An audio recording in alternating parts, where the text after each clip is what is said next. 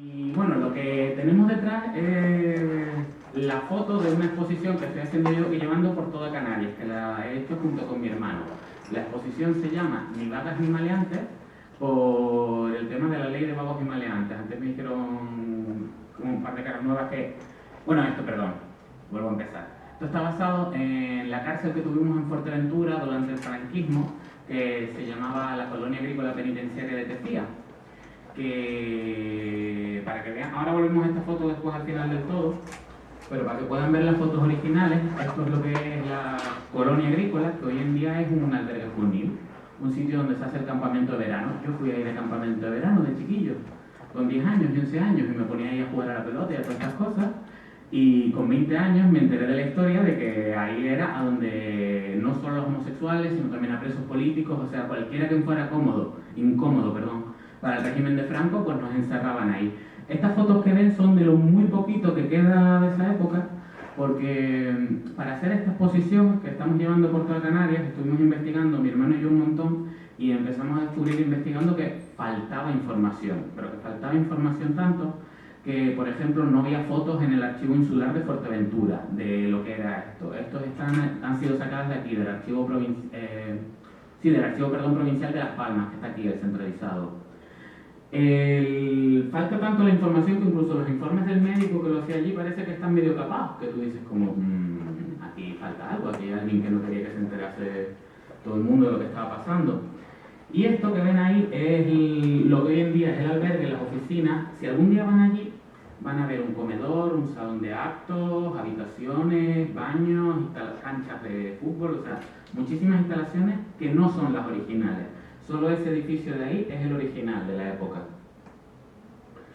Aquí lo que ven lo que se hacía en esa cárcel, que básicamente les obligaban, aparte de hacer trabajos forzosos, esta es una foto de una misa, tenían que atender muchísimo, o sea, tenían que participar en las misas y en las actividades religiosas. Y esta es una foto horrible porque es una foto en la que se ven todas las autoridades de allí, de Fuerteventura, y algunas de Canarias, y sus mujeres detrás. Que aquí en la foto de esta época pues se ve el machismo fuerte de la sociedad canaria en los años 50, digámoslo. Y ya la última de estas fotos originales, porque no se han conseguido recuperar más todavía, es esta en la que se ve la misa, y esta es la única en la que podemos ver a las personas presas que hubo en Tefía. Se ven mal, se ven de lejos, pequeñitos, pero es, digamos, lo único que podemos tener de ellos de aquella época. Y ahora ya sí empezamos con las fotos que hicimos nosotros. ¿Este proyecto por qué nació? Porque al igual que yo, que mi hermano y yo, muchísima gente en Fuerteventura pues no teníamos ni idea que de donde jugábamos en verano era justamente el sitio que se usó de cárcel por el franquismo, para todos aquellos que fuesen incómodos del franquismo. Entonces queríamos contar esta historia, además de contarla con mucha perspectiva de género, porque se ha empezado a contar ahora en Canarias, pero un poco más a la vez, incluso desde una perspectiva un poco machista, incluso, que queríamos romper con esa perspectiva también que hay. Esta foto se llama Vagas y Maleantes, porque es como las personas que llegaban a Tefía, que el último soy yo, no la miren mucho porque yo soy coresidente, que no debía estar allí. Así que sigue. ¿Quiénes acababan en Tefía? ¿Por qué se entraba en Tefía? Este hombre que es ahí se llama León Martín, él fue el primer presidente de la asociación LGTBI de Fuerteventura en el 2002, y esta foto se llama Detenido por maricón. Básicamente la gran mayoría de presos de Tefía fueron personas de Las Palmas, que vivían aquí, ya no solo en Gran Canaria, sino en la ciudad de Las Palmas, y que detuvieron por encontrarlos en algún momento en algún bar clandestino para chicos gays, sobre todo, que eran en esa época orientados para chicos, o incluso algunos que los denunció su propia familia. La primera vez solían entrar en Barranco Seco, una semana, o en el cuartelillo una semana, y ya cuando se repetía la historia era cuando los mandaban a Tefía. La foto se llama justamente Detenido por maricón porque lo ilegal que cometías era básicamente ser gay, que además está así puesto en los expedientes, en la mayoría de expedientes judiciales.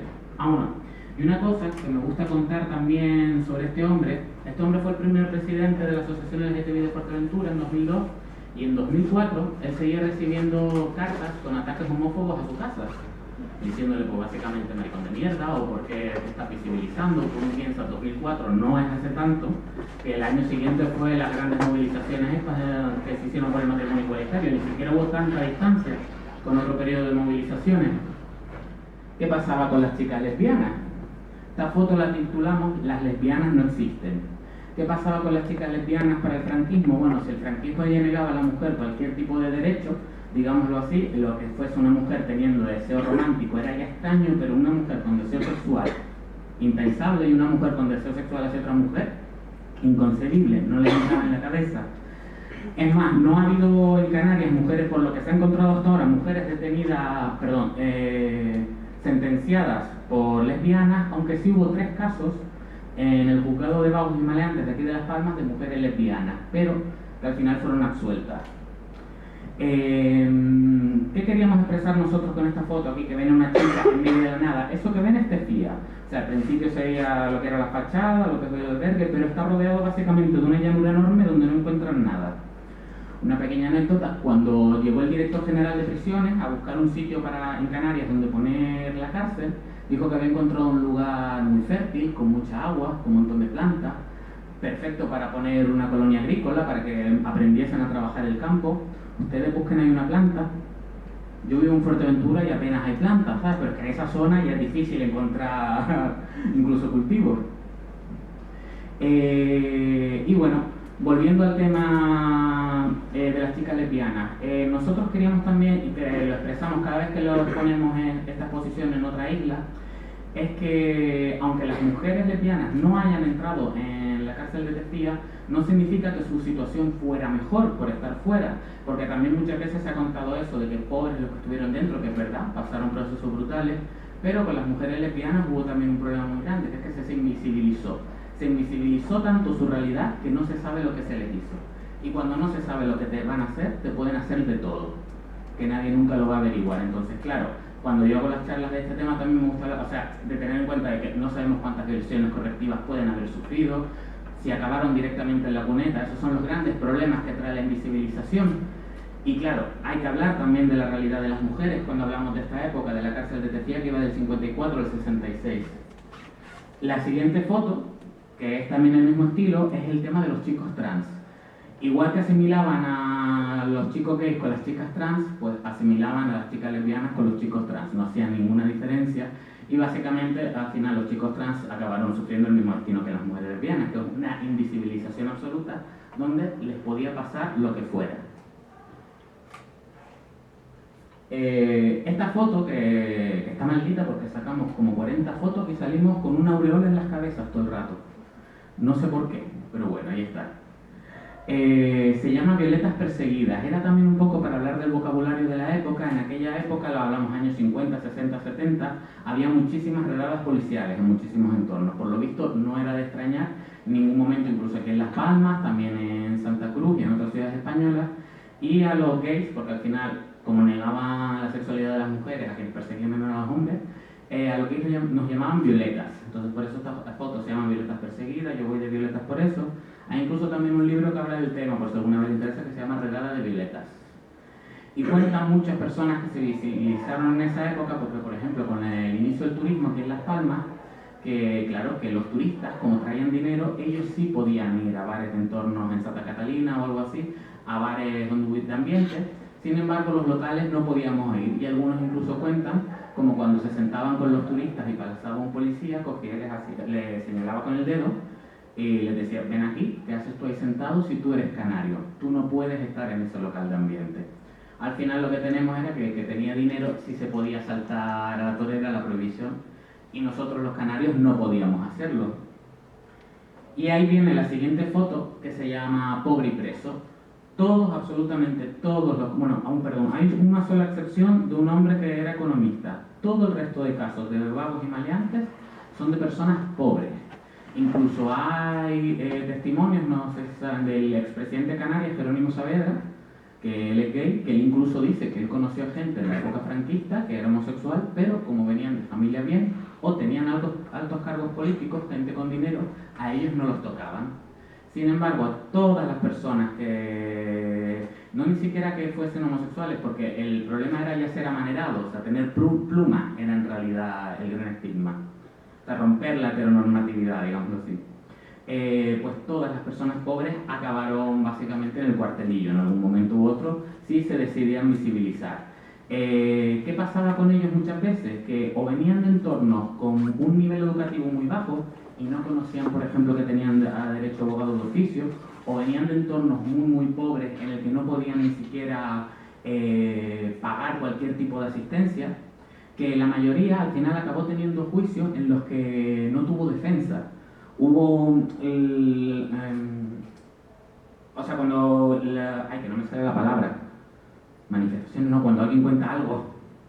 Testimonio. Testimonios, muchísimas gracias. La gran mayoría de testimonios de la época presentan como si no hubiera habido ni siquiera un juicio, como si lo que hubieran tenido hubiera sido la detención, y de la detención directo para la cárcel de Barranco Seco o patecía directamente. ¿Qué es lo que pasaba en realidad? Que todo el juicio era por escrito, muy pocas veces hubo un juicio oral, entonces claro, no se enteraban del proceso, muchísimas veces no tenían acceso a abogado de oficio, hubo incluso algunos que sí lo pidieron, pero que en el propio expediente se ve la solicitud de la persona y sin embargo se ve como el juez dice, como no pidió abogado de oficio no se le dio. O sea, llegaban a esos niveles, pues claro, todas estas personas tuvieron esa sensación de indefensión de como si no hubiera habido un juicio porque prácticamente no les dejaron acceder a un juicio justo casi nunca. Más el tema de que al no tener dinero tampoco podían sobornar. Era por lo visto, hubo jueces que se hicieron famosos porque aceptaban un anillo, aceptaban un collar de perlas, aceptaban joyas o aceptaban dinero a cambio de sacar a tu hijo del proceso judicial para que no acabase encerrado. Ya la siguiente foto es, vamos a hablar de dentro de Tefía. ¿Qué pasaba? En Tefía se llegaba para un periodo máximo de 3 años. La idea original era que fuese un campo de rehabilitación, o sea, que tú de ahí salieses curado, que entrabas como gay y salías hetero. Super macho men además porque te dedicabas a trabajo agrícola o a construir muros, digamos, cosas así relacionadas con trabajos de oficios masculinos. Y la mayoría no estuvo 3 años, aunque sí hubo algunos que sí. ¿Y dentro cómo se vivía en Tefía? Bueno, la ley de vagos y maleantes, que la reformó Franco, incluyendo la homosexualidad, incluía cosas que rozaban lo ridículo. Por ejemplo, esta foto la hemos hecho un poco distinta a las demás, en las que se le ve con el símbolo tóxico en el pecho a las personas, porque básicamente en la ley de vagos y maleantes se decía que los homosexuales tenían que estar separados de los heterosexuales. Porque si un gay yo le hago así a un hetero, se convierte en gay. Todo el mundo lo sabe y lo peor de todo, que no tiene cura, no es como el COVID. Entonces es más complicado. Entonces, claro, la ley indicaba que tenían que estar por separado. ¿Qué pasa con Tefía? Si recuerdan la foto de antes de la fachada, es un espacio muy pequeño y se cree porque, digo a veces se cree porque en los informes anuales ni siquiera ponían cuántos presos había al final o algo así. O sea, hay muchísima información que se ha llegado, o que se ha perdido o que se ha querido ocultar. Pero se cree que hubo un total de 40-50 personas a la vez juntas, en un espacio muy pequeño, un espacio donde no caben. Entonces, al principio, cuando había menos gente, cuando recién lo abrieron con 12 presos, sí estaba la posibilidad de tenerlos separados, pero mientras fue entrando más personas, dejó de tener esa posibilidad en la realidad de estar separados. Esta foto de aquí es para seguir, eso es lo que les conté antes, lo de los trabajos forzosos era parte de los castigos oficiales, pero hubo castigos extraoficiales. ¿Qué tipo de castigos hacían extraoficiales? El hambre, por ejemplo, fue uno de los castigos. Les daban gofio con gorgojo, pan en mal estado, a veces no les daban de comer, lo que provocó que pasase en un hambre atroz. Y Juan Curbelo, que es una de las 2 personas que se decidió visibilizar en su momento de los que estuvieron presos ahí, el resto decidió no visibilizarse. Juan Curbelo entró con 17 años, en eso lo jovencito que entró. Él, por lo visto, era bastante rebelde porque él entró con una pena corta, pero se le fue alargando y se comió los 3 años enteros por ser revoltoso, digámoslo así ahí dentro. Y él mismo contó que pasaba tanta hambre que llegó a prostituirse con los guardias para poder acceder a comida. Uno piensa que cuando estaba leyendo eso, digo, vamos a ver, esto no era un centro de rehabilitación de homosexuales. O sea, a la incoherencia que llegaba también el propio sistema, que en verdad le daba igual todo lo que pasase con ellos. Juan Curbelo además tiene una historia un poco curiosa porque dentro de algunos presos que había aquí, algunos fueron denunciados por sus propios padres para que los llevasen a un sitio donde los rehabilitaran y donde los ayudaran. Pero por lo visto Juan Curbelo, sus padres sí lo aceptaron, él mismo cuenta en varias entrevistas que lo querían, que lo trataban bien, que lo aceptaban como era, y claro, cuando lo detuvieron, que lo detuvieron cerca de la zona de San Telmo y lo mandaron para Tefía, los padres incluso intentaron sacarlo, fueron a entrevistarse con el presidente del Cabildo aquí en Gran Canaria, viajaron a Fuerteventura. Pero la respuesta que obtuvieron siempre fue: no te vamos a sacar al chiquillo porque allí le están haciendo bien, así va a salir mejor de ese centro. El otro que se decidió visibilizar se llama Octavio García, Él entró con 23 años, la mayoría de la gente entraba muy, muy joven en este sitio. Y Octavio García, por ejemplo, nos cuenta que los que eran presos homosexuales no podían casi ni siquiera hablar con los otros, con los heteros. Cualquier gesto que hicieran ellos de fraternidad, tocar un hombro, o sea, ya no hablamos de cariño, sino cualquier cosa que fuese algo así de camaradería, ya se castigaba con una paliza por maricón de mierda, básicamente. Entonces ellos vivían en una situación de tensión permanente, de no puedo hablar con nadie, no puedo estar con nadie, porque cualquier situación se puede malinterpretar de forma muy fácil. Y se comieron por lo visto bastante violencia física. Fue tanta que tuvieron que cambiar, o sea, cambiaron a uno de los curas responsables de allí y le hicieron una llamada de atención al centro, por lo visto. Porque claro, no dejaba de ser un centro de rehabilitación, o sea, tenías que poder salir andando. Y se preocuparon de que en algún momento se les fuese la mano y de que allí empezase a morir gente. Este es otro de los castigos ridículos, esta se llama Prohibido Volver, esta foto, que por cierto, esa chica es de Gran Canaria, antes no presenté, Gemma se llama. Se llama Prohibido Volver porque uno de los castigos de la ley de vagos y maleantes era que no podían volver a su municipio de residencia, normalmente les prohibían volver durante un año. Casi siempre fue Las Palmas porque la mayoría de presos fueron de aquí. Lo que pasa, que a mí me gusta contar la historia porque también Octavio García, por ejemplo, él cuando salió de Tefía, llegó aquí otra vez a Gran Canaria, se fue a Telde, fue a la comisaría fingiendo que vivía en Telde, firmar, y con la misma se cogió la guagua y se vino a casa de la madre, aquí en la isleta, y se pasó, o sea, toda la prohibición por todo lo alto, básicamente la ignoró completamente, fingiendo que vivía en Telde durante un año entero. Eso lo hicieron varios, además. La idea que había detrás de esto era de que si se te sacaba de tu entorno social, pues ya no ibas a volver a reincidir, ya no ibas a volver a delinquir, porque al final ser homosexual era un delito, entonces si no te juntabas con los otros mala gente que había a tu alrededor, pues no ibas a volver a ello. Esta foto de aquí es, bueno, porque siempre que hago la exposición además pasa lo mismo, que acabas hablando un montón de rato de hombres, aunque al principio lo hacemos con la perspectiva de género, y es para volver a hablar de las mujeres también. ¿Qué pasaba con las mujeres durante todo este periodo? Hay ahora bastantes estudios, incluso muchas personas que han empezado a decir que, claro, antes era que había centros penitenciarios de mujeres en España, pero muy pocos, porque en realidad la sociedad franquista lo que convirtió fue que la casa fuese la auténtica cárcel de la mujer y que la sociedad fuese la que controlase a la mujer constantemente, de forma que, claro, que no hacían falta estas otras instituciones para castigarlas, porque vivían en un régimen de represión constante 24/7.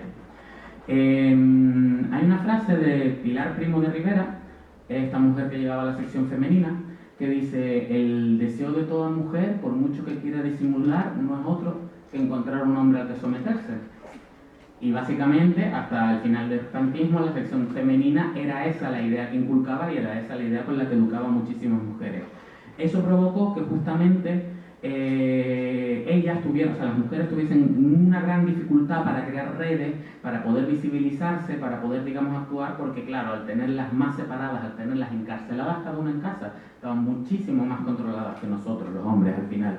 Y claro, y además dificultaba muchísimo más ya que hubiera cualquier relación entre mujeres, porque eso que se dice, no, que las lesbianas quizás lo han tenido más fácil para estar juntas, si no puedes salir de tu casa no puedes estar con otra persona.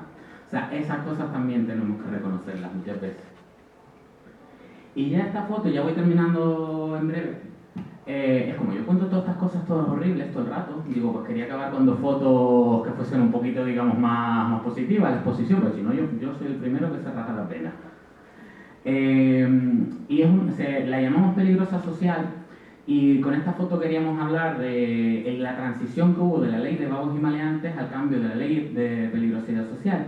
Con la ley de peligrosidad social que surgió en los 70, que surge porque en el resto de Europa empiezan a despenalizar la homosexualidad y aquí el franquismo ve y dice, me tengo que reinventar, o si no me puedo ver en un problema, se reinventa con la ley de peligrosidad social, que en teoría, en lugar de prohibir ser gay, lo que prohibía era ejercer de gay, digámoslo así. Ese fue el cambio moderno que le pusieron, que luego no lo aplicaron, al final acabaron muchísimas personas en la cárcel. Y con esta ley fue con la que empezaron los movimientos reivindicativos en España, con la que se empezó todo el movimiento asociativo, y sobre todo quienes empezaron en casi todos lados fueron las mujeres transexuales. Con esta foto queríamos hacerle un homenaje a las chicas trans justamente, porque, bueno, pasa siempre lo que pasa, ¿no? Que las mujeres pueden luchar cualquier derecho, que quienes lo capitalizamos somos los hombres. Y en la historia LGTBI fueron siempre ellas las que han estado, sobre todo las mujeres trans, en primera línea. Al punto de que incluso pasó lo mismo aquí en Canarias. La primera manifestación en España que se tiene registrada es la de Barcelona, en el 77, y la siguiente es la de aquí en el 78, en Santa Cruz de Tenerife, donde fueron las mujeres trans las que lideraron justamente todo el movimiento. Que fue en el Parque García Sanabria, se cree porque ahí está la universidad, bueno, se cree no, sino porque a través de la universidad el colectivo consiguió tejer redes con otras asociaciones, sobre todo con el movimiento feminista, con el movimiento de los trabajadores, porque acudían también a sus manifestaciones, y ellos acudieron a la primera manifestación del orgullo. Y aquí en Gran Canaria no fue posible, aunque sí había mucho movimiento en Gran Canaria también, pero no fue posible justamente por esa falta de tejido asociativo que sí consiguieron construir allí a través de la universidad. Y muchísimas de esas personas que estuvieron en el Parque García Canaria eran en realidad gran canarios que estaban estudiando allí. Este es el particular homenaje que queríamos hacerle a las mujeres trans dentro de la exposición. Y ya la última foto, que es la más famosa de la época, la que estamos moviendo en todos lados, es el taconazo a Franco, de que la sociedad, tanto canaria como española, conseguimos empezar a romper con muchísimos temas franquistas. Esta foto tiene una anécdota porque en verdad lo que ven ahí es así de grande, más o menos. Que yo fui a la casa de fotografía a imprimirlo, paseaba a cargar de abajo arriba y me dice el señor, un señor mayor, dice, ¿qué vas a imprimir? Y yo, no, cuando lo veas te reirás. Y empecé a cargar, y cuando sale la cara de Franco me dice, hombre, mi hermano tiene un igual así de grande en la puerta de casa. Que yo me quedo blanco, digo, porque yo voy de revolucionario, pero en esas cosas me quedo así en plan, ¿y ahora qué? O sea, y me dice, ¿qué? ¿Para qué? Y yo, no, para una exposición. Y me dice, le voy a decir a mi hermano que vaya. Y yo, sí, pero le dices que esté al otro lado. Digo, pero le dices que vaya, ¿eh? Que lo espero. Y con esta foto, porque esta foto se nos ocurrió a mi hermano y a mí, y pensábamos que bueno, que como está así de sensible en muchos colectivos, tipo abogados cristianos, así, que quizás iba a crear algo de polémica, pero no hubo ningún problema en ningún momento, tanto con la sala de exposición en la que íbamos a estrenar ni con nadie. Y dijimos, bueno, vamos a tirar para adelante y ya vemos si pasa algo. Y no ha pasado nada. O sea, pero nada, digo, que ustedes saben que Facebook, Twitter, Instagram es el reino de los troles y de los idiotas, básicamente. Y ni una sola crítica ahí de fuego o algo así, que yo me quedé pensando, digo yo, pues al final uno no es tan revolucionario, ni siquiera si nadie dice nada. Digo, o también, eso habla muy bien de la sociedad canaria, que también, digo yo, pues voy a verlo de esa manera. Pero que no nos ha dicho nadie nada, vamos, en ningún momento. Con esta foto queríamos simbolizar todas estas rupturas que hemos tenido con el franquismo, aún quedan muchas pendientes. También yo aprovecho en muchas charlas para hablar de ciertos derechos que hemos conquistado, pero también desde otra perspectiva, porque, por ejemplo, insiste muchísimo, y sobre todo en aquellos orgullos, digamos, más capitalistas, se insiste mucho cuando se habla de derecho al matrimonio igualitario, que parece que es el único derecho que existe y que se ha conquistado.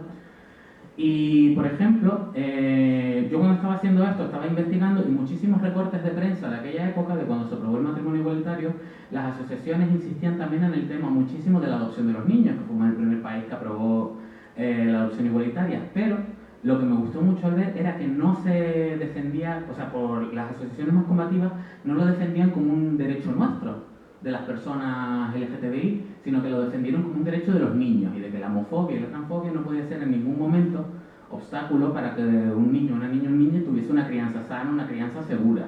Que, por ejemplo, eso es algo que yo creo que podríamos hablar mucho más, sobre todo ahora que atacan esta gente, que ustedes ya saben quiénes son, que atacan a la infancia LGTBI muchísimo.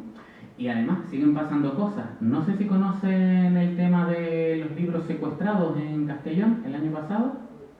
Para quienes no lo conozcan, el Ayuntamiento de Castellón, esto pasó en octubre, decide donar a un instituto, a su biblioteca, un pack de 30 libros de contenido LGTBI. Entre esos hay uno, por ejemplo, de una escritora canaria, Kika Fumero, que se llama Las lesbianas, ¿cómo somos?, que ese es más tipo académico, o hay algunos que son novela adolescente. Hay uno que no me acuerdo cómo se llama bien, Joe Simon creo que era, que tiene una película en Disney Plus. Ustedes imagínense, si tiene una película en Disney Plus, lo inocente que puede ser con lo especialito que es Disney para estas cosas. Pues está adaptada la película ahí, o sea, imagínense que eso, vamos, es nada. Y la Asociación de Abogados Cristianos, al ver que se había donado este pack de 30 libros, pues puso el grito en el cielo, puso una denuncia pidiendo que se retirasen esos libros. Y la jueza, que estaba en su momento ahí, ordenó como medida cautelar el secuestro de esos 31 libros. España, hasta ese momento, España, solo se habían secuestrado 6 libros. Siempre todos muy polémicos, el de Fariña, no sé si lo recuerdan, que es el alcalde relacionado con las drogas. Cuando se secuestró la portada del Jueves, que criticó a la corona, también fue muy polémico. Claro, pasamos de tener 6 libros secuestrados a 37, de los cuales 31 por temática LGTBI. Esto también me gusta aprovecharlo porque hay muchos autores ahora, y que también lo dicen en España, que los cancelan por no ir a favor de lo que está bien visto, que los cancelan por no ser políticamente correctos, por hacer declaraciones de transfóbicos, básicamente. Y se victimizan mucho con ese tema, cuando en realidad no es así, cuando en realidad la mayoría de víctimas, cuando hablamos de la literatura, sigue siendo la literatura LGTBI y la literatura feminista, la que más se secuestra, se prohíbe o se censura aquí en España todavía. Entonces, vamos, van a seguir pasando cosas de estas, entonces nosotros estamos llevando justamente esta exposición por toda Canarias, mi hermano y yo, él no pudo venir aquí, por cierto, les pido disculpas, se me olvidó decirlo, soy un desgraciado, se lo pueden decir de mi parte. Y la llevamos justamente para contar toda esta historia de lo que pasó aquí en Canarias, de dónde venimos, pero también para saber a dónde no queremos ir y sobre todo por qué es la importancia de los orgullos, porque claro, muchísimas veces, sobre todo ahora con el orgullo crítico, uno está genial en ese sentido, porque claro, parece que se pierde el sentido de la reivindicación. Entonces por eso lo estamos llevando también por todas las islas. Y aprovechando que estaba aquí, que me dieron antes la idea, un poquito de publicidad para el sábado. El sábado vamos a hacer, dentro del orgullo crítico, que le hago yo, una ruta por Vegueta, hablando de la historia LGTBI de Canarias, de algunos momentos de la historia LGTBI de España también, de Gran Canaria, pero no solo con el tema del franquismo, sino también ir más allá. La memoria histórica, o sea, a mí me encanta, pero tenemos como ese bloqueo de solo ver la modernidad y no ver desde dónde venimos en realidad. O sea, uno ve los libros de historia de Canarias y parece que Canarias ha sido cis heterosexual siempre, de toda la vida, los últimos 500 años, cuando no ha sido así. Una de las cosas de las que, por ejemplo, les voy a comentar es que en Canarias hubo juicios por sodomía, y los hubo juicios por sodomía de los amos con sus esclavos, porque en Canarias teníamos también esclavos moriscos y esclavos negros, que fueron los más vulnerables, además, en estas situaciones. Y también voy a hablar de cosas buenas, que si no parece que estoy todo el rato hablando de cosas horribles y que les quiero hacer rajar las venas. Esto lo vamos a tener a las 11, salimos en la Alameda de Colón el sábado, y después, ¿cómo? ¿A qué hora era lo del Mercado de las Brujas? Empieza a las 11:30, pero cuando terminemos, eso. Para otra actividad que tenemos, que está un poco relacionada con esto también. Y bueno, con esto ya para acabar, primero muchísimas gracias por haber venido aquí y por haberme aguantado, pues yo sé que soy un poco pesado también, además vengo de viajar del Hierro, de haberlo presentado ayer, entonces vengo súper tonto, porque viajar hasta el Hierro no es fácil ni volver. Y sobre todo, sobre el tema que queríamos nosotros hacer pensar más, que es que parece que muchas veces los hombres gays capitalizamos, bueno, parece no, en realidad capitalizamos muchísimas luchas, y la de Tefía tampoco fue una historia solo de hombres gays, sino que también las mujeres transexuales estuvieron allí, y las mujeres lesbianas y los chicos trans que se quedaron fuera también pasaron grandes problemas y también tuvieron grandes victorias. Y nada, y con esto acabo. Muchísimas gracias.